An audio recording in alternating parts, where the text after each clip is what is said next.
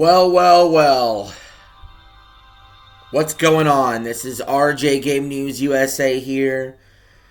And today we're going to talk about the brand new Minecraft movie.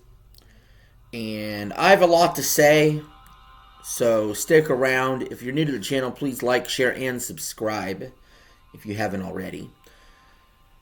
But before we get into the reviews, I want to talk about something with the Minecraft movie that's important to remember. And that is, regardless of what I think, regardless of what the critics say, and they did not give this a very good score, they gave it 48%, none of that matters. Because clearly the audience loves this. And I don't want to rain on anyone's parade. I've seen the clips go around of people giving this movie standing ovations, calling it a masterpiece, giving it an 87% audience score. And overall, in general, I'm happy the movie exists. I'm not as negative about it as I was when I saw the trailers, which I thought were god-awful. I have no interest in seeing this movie. But kids like it, and adults like, with families, they like it. And clearly there are fans of the series. Minecraft is the greatest selling video game of all time. Do I understand it? No. Do I enjoy it? No. But we could have a difference of opinion. So before I get into the critics and them crushing this movie and why I probably agree with them and why I'm not going to see the movie, I just want to say, if you enjoyed it, more power to you. I'm in the minority here.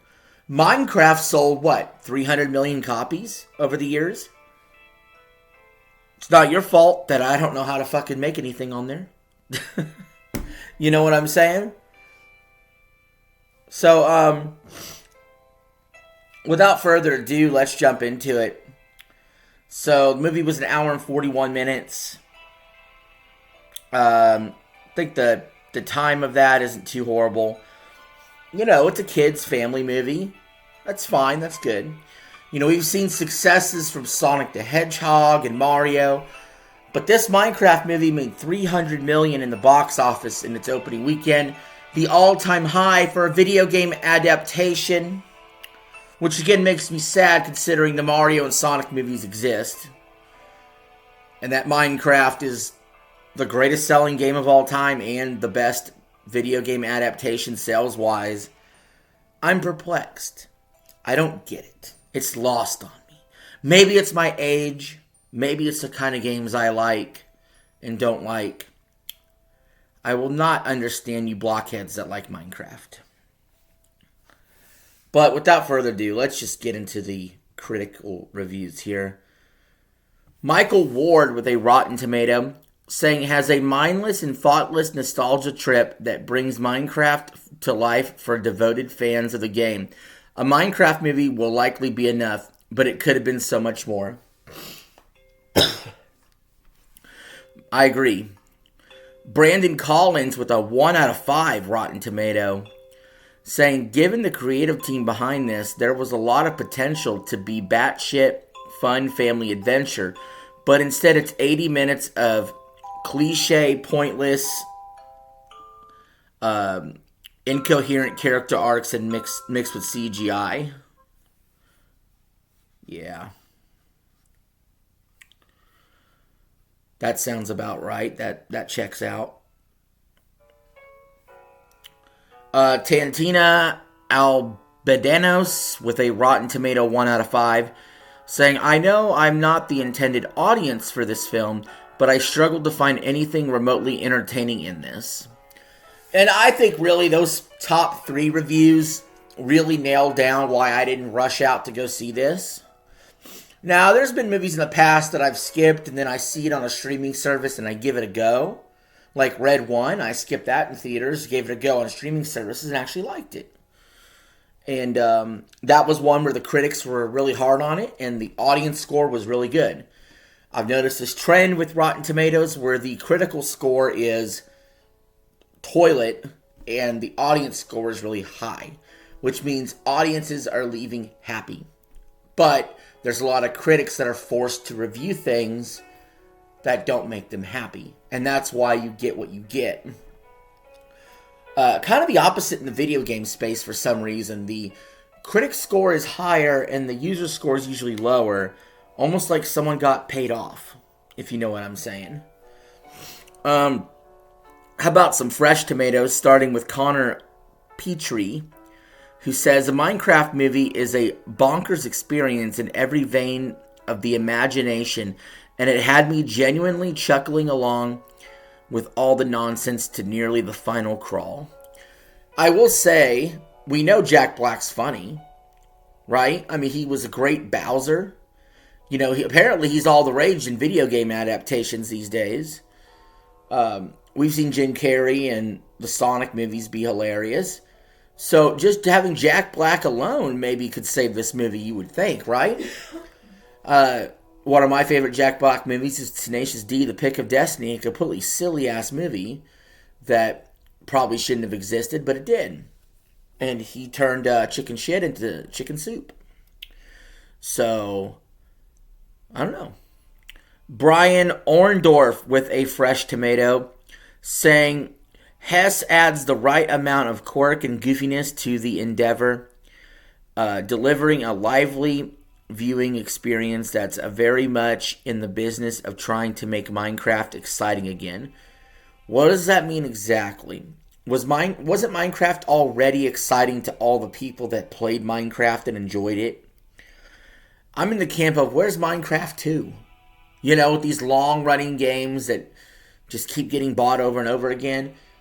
Where's Minecraft 2? Where's World of Warcraft 2 at? You know, let's get a sequel to this thing, right? Sadly, we'll probably get a sequel to the movie first. How about TT Stern Enzi with a fresh tomato saying, it'll be fun and breezy. It's not overly long.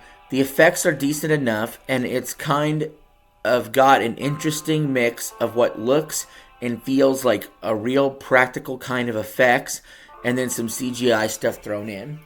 So that's kind of a contradiction compared to the earlier reviewer who said the CGI sucked.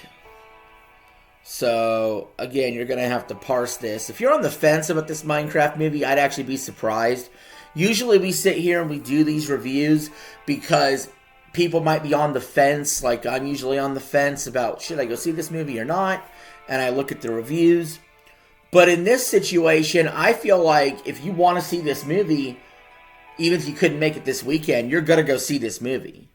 And if you don't want to see this movie, I don't know what's going to change your mind to make you go see it. So I hope I'm just not screaming into the void here, trying to have this conversation. So in the comments below, just let me know, do you plan on seeing this movie? Like, no matter what? Or are you avoiding it no matter what? Does this video change your mind either way? You'll have to let me know. But let's continue. How about Vinar, we'll say Martha. We'll just use her last name. With a Rotten Tomato saying, as much as it entertains, sometimes you feel that this would have been much better experience had it released a decade before. It is stuck somewhere between fun and forgettable. Yeah, I do think this movie is an odd timing for it. I do think this movie could have come out a long time ago, don't you think? Considering the cast, considering what I've seen for the CGI and trailers, this movie feels like it's way too late in the game, and it should have been earlier.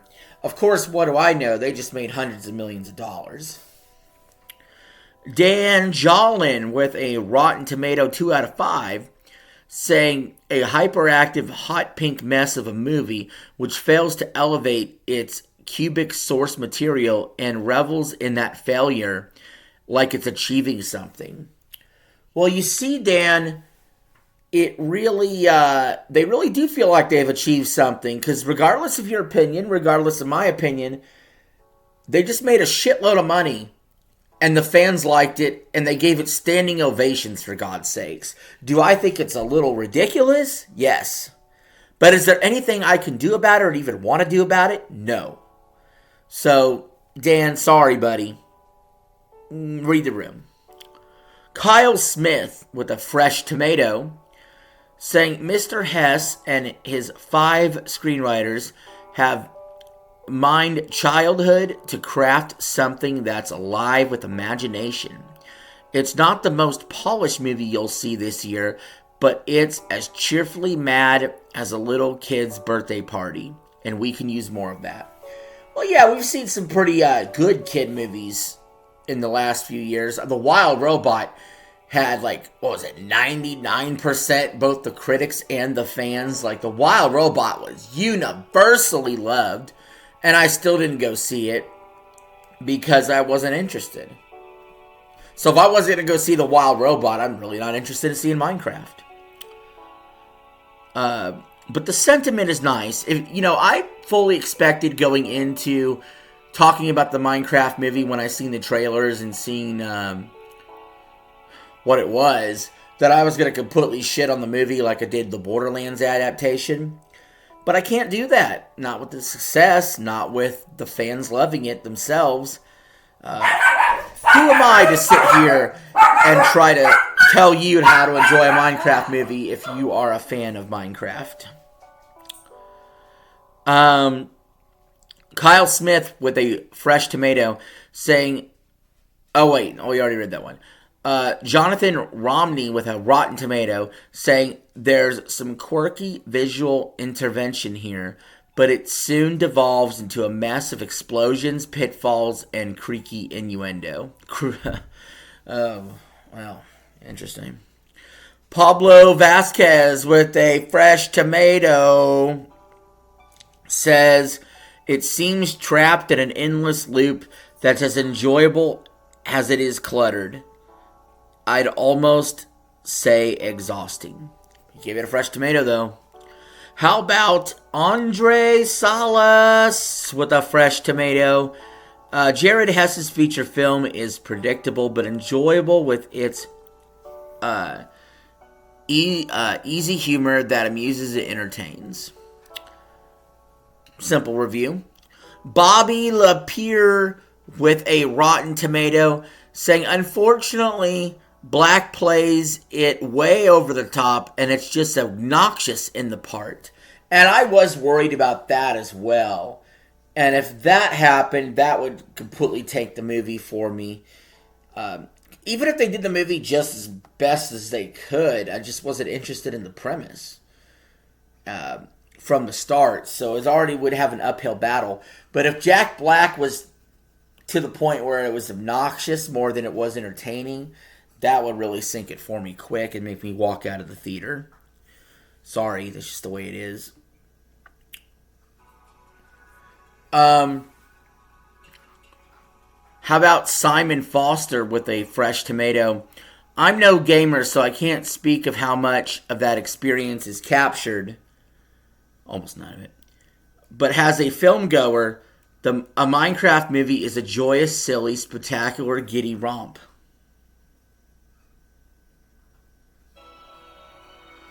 Okay. Sounds like he enjoyed it. Mike McGarnin with a fresh tomato saying, even if you don't know anything about Minecraft, the picture can be enjoyed for its unapologetic silliness. That's one take. How about Deval Roy with a rotten tomato saying the film's narrative seems to focus on drawing in die-hard Minecraft fans and may entertain them with its nostalgic visuals, but its shallow storytelling and inconsistent tone leave them craving more depth and coherence in the overall experience. I think that's pretty accurate. But trying to get Minecraft fans to go watch this movie is probably a good idea considering 300 million people bought the game, right? So even if that's all you're bringing in, that definitely helps sell your movie, and obviously it did. For a lot of gamers of a certain age, almost a whole generation of gamers, Minecraft's the biggest game they've ever played. The most important game they ever played. Watch out for that Fortnite movie. That's all I'm saying. Watch it happen. Fernandez Paris with a fresh tomato saying, Hess's direction constantly retains its focus as a result. A Minecraft movie often registers as an outlandish version of The Wizard of Oz. Okay, so now we got an interesting comparison to The Wizard of Oz. That actually is the only thing I've read in this whole thing that has piqued my interest slightly, even at all. So, we know Wizard of Oz is a little silly movie, but also interesting. We only got a few left in the opening page of Rotten Tomatoes. Again, final score 47% for the critics and 87% for the audience. Chase Hutchinson with the Rotten Tomato saying for a film that constantly insists its world is one of the boundless creative potential of pure imagination, it's almost impressive how painfully uninspired a Minecraft movie is. It may yearn for the mines, but you'll merely wish for death to end its misery. Whoa, buddy, you got a little too harsh there. Yeah, a calling for death for watching this movie. That's a little strong. Tone it down. Tone it down. It's a kid's movie, buddy. James Barandali with the Rotten Tomato saying a Minecraft movie never finds its groove, constantly veering from one set piece to another with a scattershot storyline and a whiplash-inducing tone inconsistencies. Well, that isn't the first time we heard all those things negatively about this movie. We see that littered throughout the critical reviews. And this will be the last review, ending on a positive note with a fresh tomato. Whitney Seibold says a Minecraft movie is a broad slapstick farce without a hint of seriousness, reverence, or coolness. The most shocking thing, it's not terrible! So, just laying out a slew of insults just at the end to say, you know what though? It's not terrible.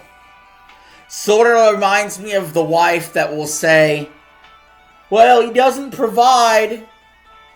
He doesn't huck me good. He doesn't help around the house.